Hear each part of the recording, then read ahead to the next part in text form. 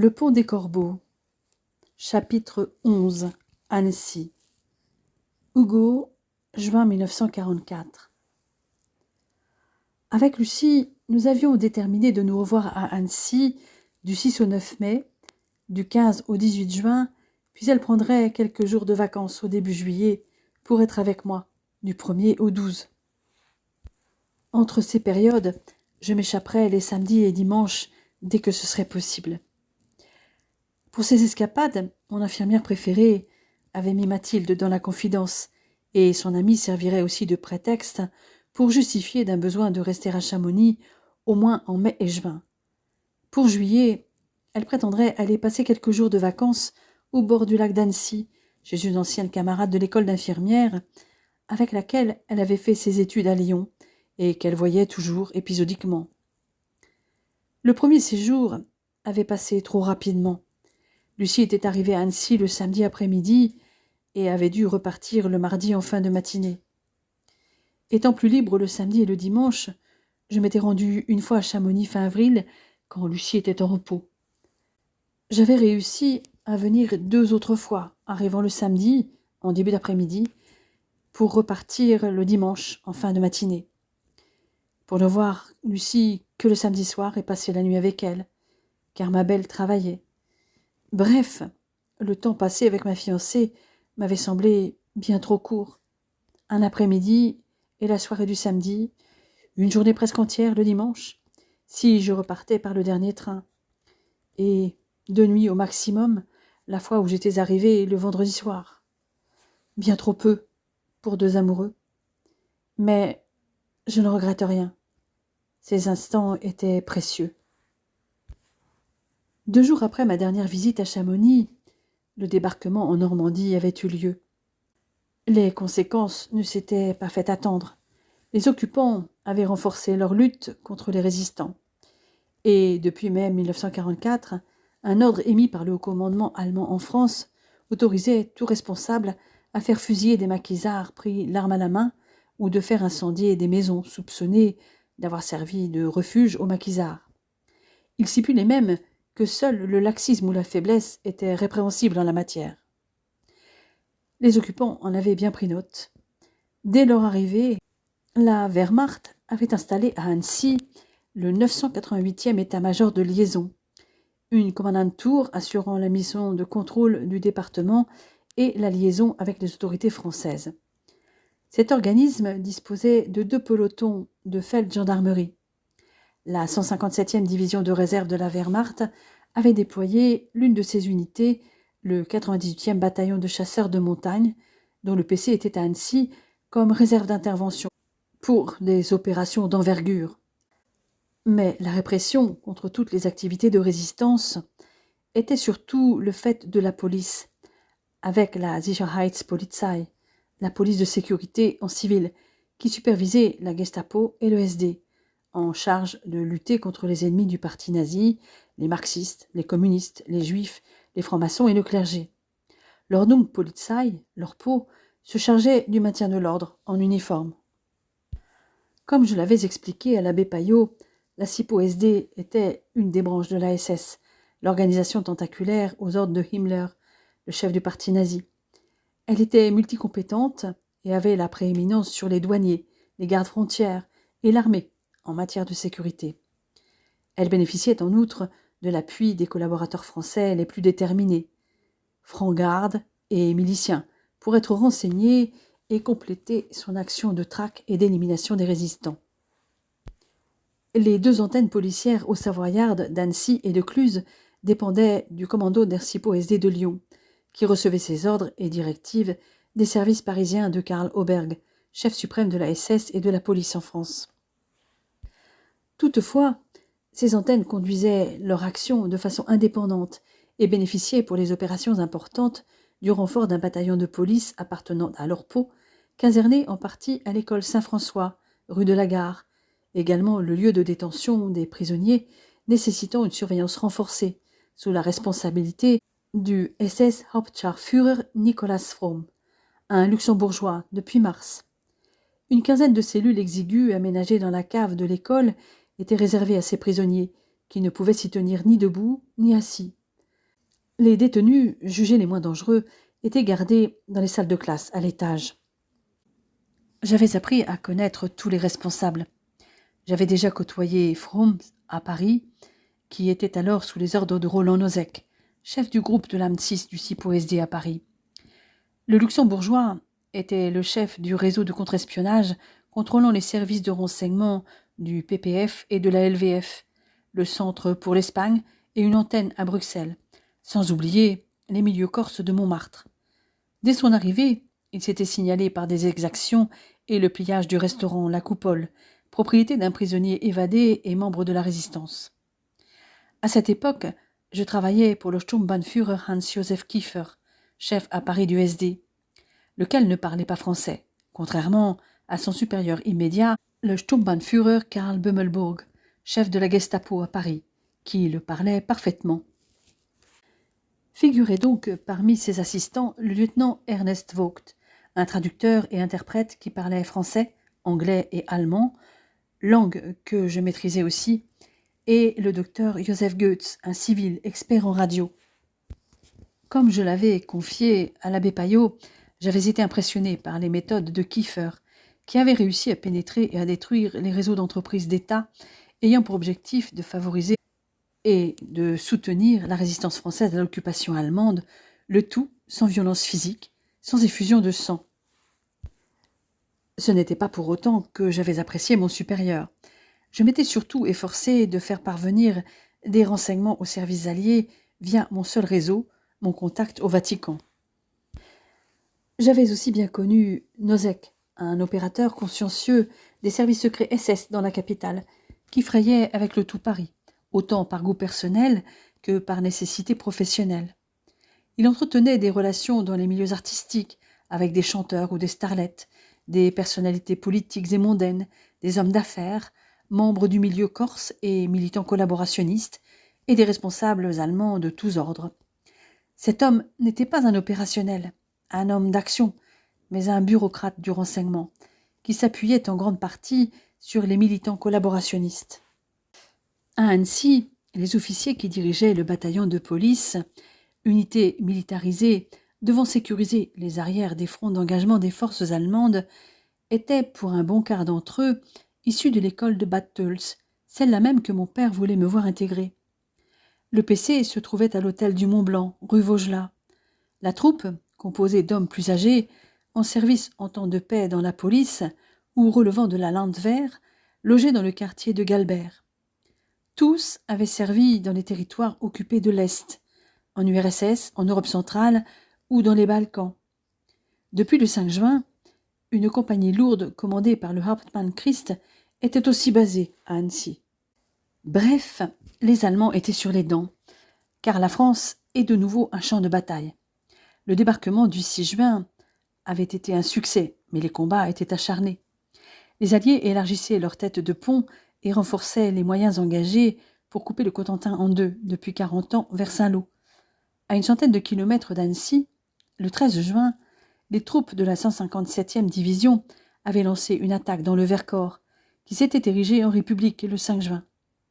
Elles avaient occupé Saint-Nizier, au-dessus de Grenoble, accès le plus aisé vers le massif, en réponse à une provocation, à savoir le déploiement d'un immense drapeau aux couleurs de la République libre du Vercors, visible depuis la vallée. Dans la région annécienne, les services de renseignement avaient eu vent de la présence de membres d'un corps franc, dans un hameau construit sur les bords d'une vaste et plane clairière de la forêt du Semno, à 8 kilomètres de la ville. La route d'accès carrossable s'y arrêtait, l'accès aux alpages du Semno se prolongeant par une piste muletière. Ce hameau des Puiseaux était composé d'un certain nombre de maisons et de bâtiments agricoles dispersés dans la clairière. Quelques familles y vivaient au rythme du passage des troupeaux vers les alpages, de la culture de l'orge et de l'exploitation des arbres de la forêt. Des Annéciens y avaient des biens et les entretenaient pour y accueillir, en fin de semaine, amis, amateurs de nature, randonneurs ou cueilleurs de champignons.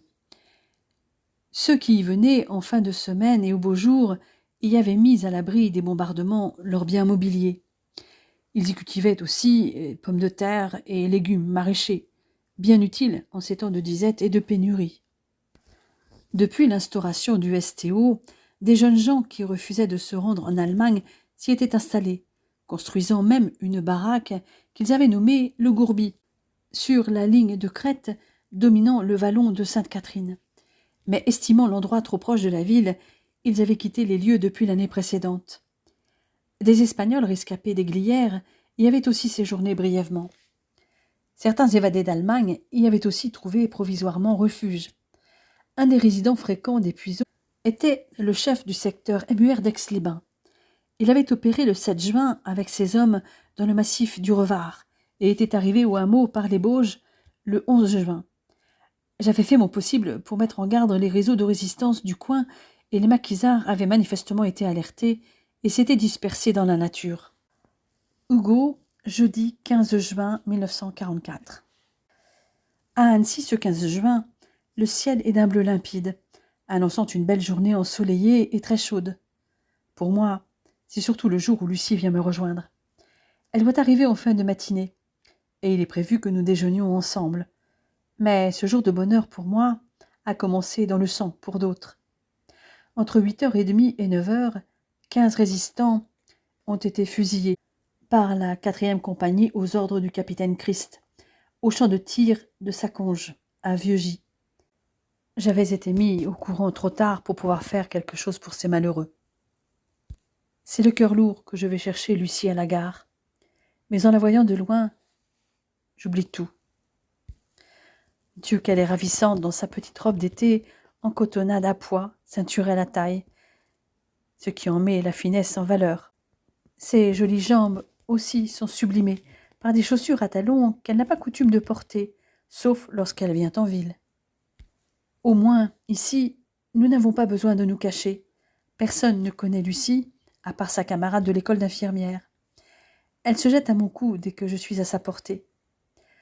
Je prends sa valise et l'emmène dans le petit hôtel où nous avons déjà séjourné la fois précédente, juste à côté de la gare, loin de l'Imperial Palace où réside l'état-major de la Wehrmacht et du Splendide qui héberge la commandante Tour. L'un et l'autre, nous résistons à nos pulsions qui nous poussent à aller au lit, mais je dois retourner à mon poste jusqu'au soir. Nous déjeunons non loin de mon bureau. En attendant le soir, Lucie a prévu de faire un tour dans Annecy, puis de s'installer sur un banc du Paquier, face au lac, pour lire. Elle avait déjà arpenté les principales rues de la vieille ville la dernière fois, et m'avait raconté ses impressions. Elle avait commencé par le pittoresque quartier historique situé au bord du lac, avec ses arcades, son labyrinthe de rues pavées, bordées d'immeubles colorés, de boutiques, de restaurants et de cafés. Elle avait eu l'impression de faire un voyage dans le temps, flânant et observant les façades, se perdant dans les innombrables passages dérobés, bagnodant le long des canaux, se laissant aller à la surprise de la découverte impromptue, s'éblouissant devant la transparence de l'eau et les canards ou cygnes qui barbotaient nez au vent sur le Thiou. Elle ne pouvait s'empêcher de s'arrêter à chaque fois devant le palais de l'île, maison forte et ancienne prison médiévale, en forme de bateau sur une île rocheuse naturelle au milieu du Thiou, puis tribunal, palais de justice et asile de vieillards au XIXe siècle. Elle était ensuite montée jusqu'au château médiéval d'Annecy, perché à 470 mètres d'altitude sur un éperon rocheux de la montagne du Semno, surplombant le Thiou et son île, non sans emprunter auparavant la très animée rue Sainte-Claire et ses maisons à arcades. Comme Lucie, j'y suis allée, et la vue depuis le château porte sur toute l'étendue de la plaine des Fins. Depuis le début de la guerre, il est régulièrement envahi par les sans-abri. Sa grande enceinte polygonale épouse les contours du rocher sur lequel il est construit. Au sud s'élève une tour massive, la tour de la Reine. Au nord se trouve le logis de Nemours, le logis neuf, et deux autres tours qui encadrent le vieux logis. La tour Saint-Pierre, appelée aussi tour des Princes, et la tour Saint-Paul, faisant face à la ville, et au sud-est se dressent la tour et le logis Perrière. Lors de sa deuxième journée seule, puisque je travaillais, ma Lucie avait aussi visité la basilique de la Visitation, qui surplombe aussi la ville sur le crêt du Mort, à une dizaine de minutes à peine du château, en montant par le chemin de la tour de la Reine. Érigée en l'honneur des fondateurs de l'ordre des Visitandines, Elle est visible depuis de nombreux endroits de la ville. En revanche, elle m'avait dit éviter certaines rues, où y passer très rapidement, comme la rue Parmelan, où se trouvait la Villa Marie, PC des forces de l'ordre Vichy de la Haute-Savoie, la rue de la Préfecture, à côté de la maison d'arrêt, siège de la gendarmerie départementale, l'avenue de la Plaine, dans le quartier d'Essey, qui est celui de la garde mobile et groupe mobile de réserve, ou encore l'avenue de Genève, à côté du quartier de Galbert, adresse de la police de sûreté et renseignements généraux, avec le service de répression des menées antinationales. Toutefois, il est difficile de ne pas passer devant les services de la milice, hébergés au Marquisat, ou à proximité du casino-théâtre, ce dernier se trouvant sur le Paquet, un endroit qu'elle apprécie, car elle y profite d'une vue imprenable sur l'amphithéâtre composé par les montagnes aux alentours d'Annecy, tels le Parmelan ou la Tournette. Elle prend bien garde de s'installer le plus loin possible du casino, à l'endroit où le canal du Vassé rejoint le lac.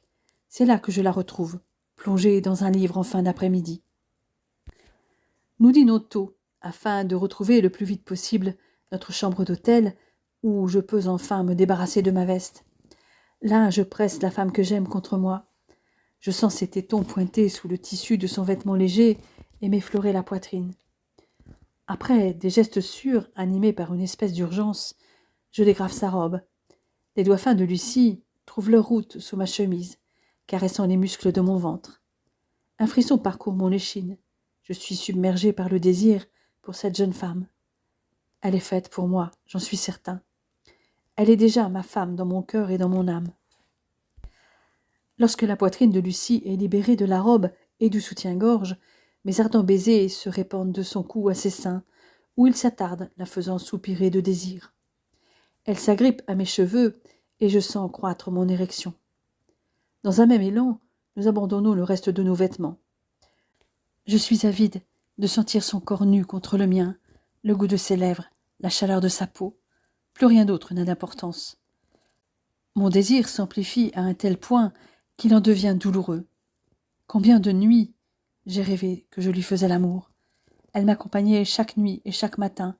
Je me réveillais émoustillée, mon membre érigé et durci. « Je t'aime, Lucie, susurrai-je. » Une lueur illumine les yeux émeraudes de la jeune femme, dont les lèvres s'étirent dans un sourire. « Ich liebe dich auch. » Mes yeux s'écarquillent en entendant cet aveu en allemand. Je me mets à l'embrasser à pleine bouche, savourant le goût de ses lèvres. Nous sommes unis par le même amour, nos deux corps enlacés. Plus rien n'existe à part nous, nos souffles mêlés, nos cœurs battant à l'unisson, dans une bulle qui nous isole et nous protège du monde extérieur. Nous sommes certains, l'un et l'autre, de vouloir passer notre vie ensemble. Nous faisons l'amour tendrement, longuement, et lorsque nous arrêtons épuisés, je garde Lucie dans mes bras, refusant de m'éloigner d'elle d'1 millimètre. Je presse un doux baiser sur son front et fais courir mes doigts de haut en bas et de bas en haut de son dos, mon corps plaqué contre le sien, comme si je voulais encore me fondre en elle. Ce que je ne lui dis pas, c'est qu'avec le débarquement, nous risquons d'être bientôt séparés par la guerre, cette guerre qui nous a pourtant réunis. Plus tard, je lui dirai. Mais pas maintenant, pas déjà, pensais-je. Nous sommes tellement absorbés l'un par l'autre que nous n'entendons pas les tirs vers 21 heures dans le quartier de Galbert, à 1 kilomètre de nous. Les tirs des Allemands, fusillant le sous-préfet de Bonneville, Jacques Lespèce, arrêté la veille pour s'être opposé physiquement au déplacement opérationnel d'un groupe mobile de réserve. Lucie, vendredi 16 juin 1944. Aujourd'hui, je vais encore passer la journée seule, hormis au moment du repas de midi. Je traîne un peu, puis je me décide à sortir et faire le tour des églises. Mon périple commence avec la cathédrale Saint-Pierre et sa magnifique façade Renaissance, ses pilastres toscans, son fronton et sa rose dans la tradition gothique. Mon tour se poursuit 200 mètres plus loin en empruntant les escaliers avec l'église Notre-Dame de Liesse et sa façade de type néoclassique sarde, puis l'église Saint-François de Sales, aussi nommée église des Italiens, qui fait face au palais de Lille et qui avait été transformée en manufacture pendant la période révolutionnaire. Enfin, je termine par l'église Saint-Maurice, qui, elle, était devenue un marché au grain, puis une écurie pendant la Révolution. Cette dernière est de style gothique flamboyant, comme beaucoup d'édifices religieux des Alpes. Il est près de midi quand je me dirige ensuite vers l'avenue d'Albigny, à la rencontre de mon amoureux qui ne va pas tarder. Lorsque je le vois de loin, je m'aperçois tout de suite que quelque chose ne va pas. Il a l'air bouleversé. Dès qu'il me voit, il court vers moi et me serre contre lui à m'étouffer. Je sens mon cœur qui bat à une vitesse folle. « Qu'est-ce qu'il y a, Hugo ? Tu sembles secoué. »« Pas ici, mon amour, viens. » Il m'entraîne vers le quartier que je viens juste de quitter. Nous nous réfugions dans un petit bistrot, demandant au patron de nous installer dans un coin tranquille.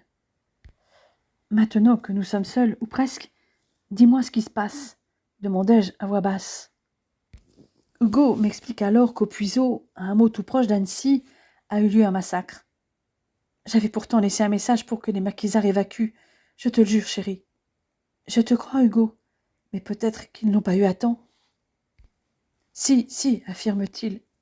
Ils l'avaient eu. Ils avaient même déserté les lieux, mais ça n'a rien empêché.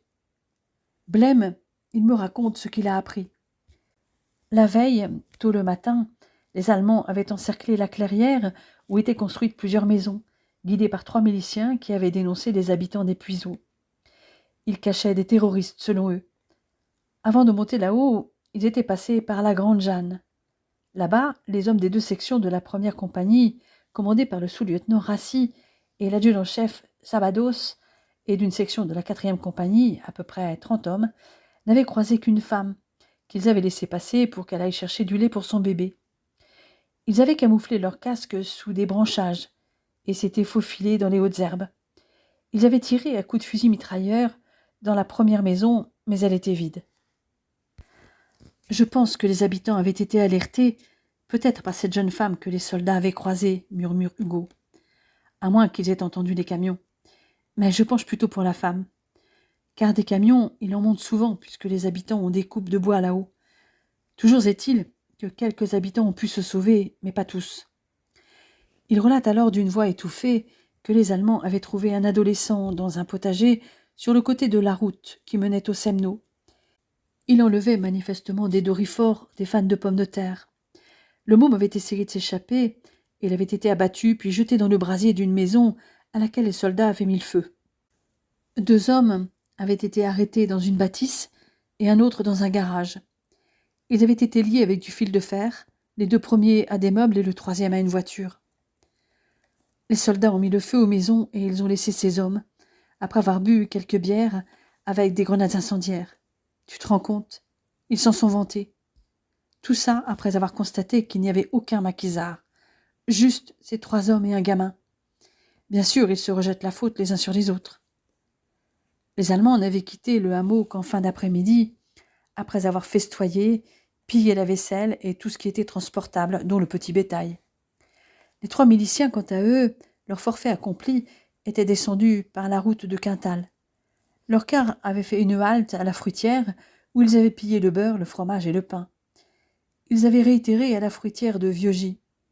Puis, avec ces victuailles, ils avaient cassé la croûte sur le bord de la route, à l'entrée du champ de tir, là où 15 résistants avaient été fusillés le matin.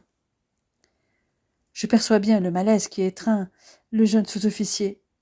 Jamais je ne l'ai vu dans un tel état. Hugo, mon amour, calme-toi. Tu as fait ce que tu as pu en prévenant les maquisards.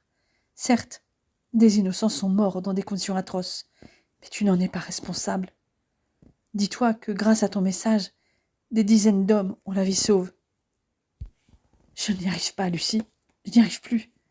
Quand je vois mes responsables se réjouir du succès de ces opérations, comme ils disent, j'ai envie de vomir. Il n'a presque pas touché à son assiette et moi non plus. Devant le regard méfiant du bistrotier, nous faisons un effort pour manger, mais la nourriture passe difficilement. Toutefois, nous devons tout faire pour éviter d'être suspects, ne sachant pas vers quel camp penche cet homme. J'accompagne mon amoureux jusqu'au bout de la rue du Paquier, puis je me dirige vers le jardin public, où je m'installe face à l'île du Cygne pour lire et regarder les promeneurs ou les barques qui boguent sur le lac. Tout paraît si calme. Quel contraste avec ce que m'a raconté Hugo sur les événements de la veille. Toutefois, en prêtant l'oreille, je réalise que l'incendie du hameau a été vu de beaucoup d'Annéciens à la ronde. Certains avaient pensé à un feu de broussailles, mais d'autres, notamment les familles d'habitants du hameau, avaient dû donner l'alerte, comme cette femme qu'avaient croisée les Allemands. Car ainsi que me l'avait dit Hugo, les soldats policiers n'avaient trouvé aucune femme au puiseau. J'ai le fin mot lorsqu'il me rejoint après sa journée de travail. Ses compatriotes ne voulaient aucun témoin. Ils avaient arrêté les épouses de 2 de leurs victimes et les avaient emprisonnées à l'école Saint-François. Hugo n'a qu'une envie, crier à tous ce qu'il sait. Mais je l'exhorte à se reprendre. S'il veut être vraiment utile à la résistance, il ne doit pas gâcher sa couverture. Fais-le pour moi. Reste prudent, plus que jamais. Je ne voudrais pas qu'il t'arrive quelque chose.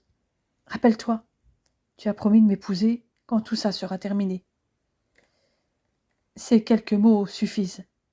Pour moi, il tiendra le coup, quoi qu'il lui en coûte. Et lorsque nous nous retrouvons dans l'intimité de notre chambre, la même urgence que la veille nous saisit. Il nous reste 2 nuits et 1 journée et demie à passer ensemble. Il ne faut pas gaspiller ces quelques heures. Hugo, dimanche 18 juin 1944. Nous avons consacré notre samedi à un pique-nique en amoureux sur la plage gérée par la société touristique et balnéaire du lac d'Annecy. Il y avait beaucoup de beau monde, ce qui incluait aussi de nombreux uniformes allemands. Mais nous n'en avions cure et avons profité de cette journée ensoleillée pour nous baigner et paresser. Nous ne sommes pas passés inaperçus. Lucie, dans un maillot de pièces marine et blanc, qui révélait sa silhouette mince et musclée, était magnifique.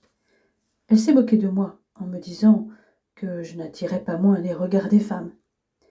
Nous avons fait un peu de pédalo sur le lac, histoire de nous éloigner de la foule et de pouvoir nous embrasser à loisir.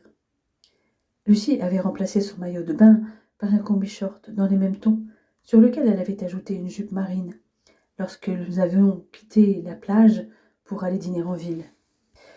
Nous pouvions nous comporter comme n'importe quel couple d'amoureux.